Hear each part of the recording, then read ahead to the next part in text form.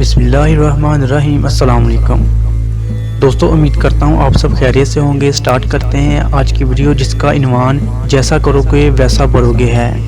یہ ایک سبق آموز واقعہ ہے۔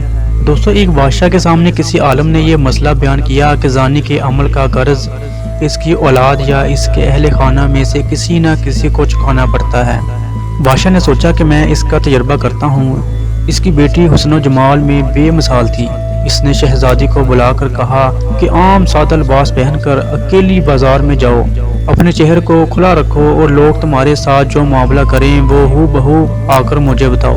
دوستو، شہزادی نے بازار کا چکر لگایا، مگر جو غیر محرم شخص اس کی طرف دیکھتا وہ شرم و حیا سے نگاہیں جھکا لیتا۔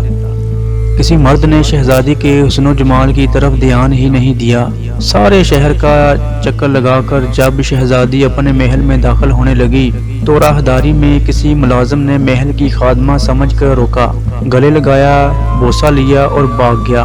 شہزادی نے بادشاہ کو سارا قصہ سنایا تو بادشاہ رو پڑا اور کہنے لگا کہ میں نے ساری زندگی غیر محرم سے اپنی نگاہوں کی حفاظت کی ہے، البتہ ایک مرتبہ میں غلطی کر بیٹھا اور ایک غیر محرم لڑکی کو گلے لگا کر اس کا بوسہ لیا تھا، اور میرے ساتھ بھی وہی کچھ ہوا جو میں نے اپنے ہاتھوں سے کیا تھا۔ ہمیں اس واقعے سے عبرت حاصل کرنی چاہیے۔ ایسا نہ ہو کہ ہماری کوتاہی کا بدلہ ہماری اولادیں چکاتی پھریں۔ جو شخص چاہتا ہے کہ اس کے گھر کی عورتیں پاک دامن بن کر رہیں، اسے چاہیے کہ وہ غیر محرم عورتوں سے بے طمع ہو جائے۔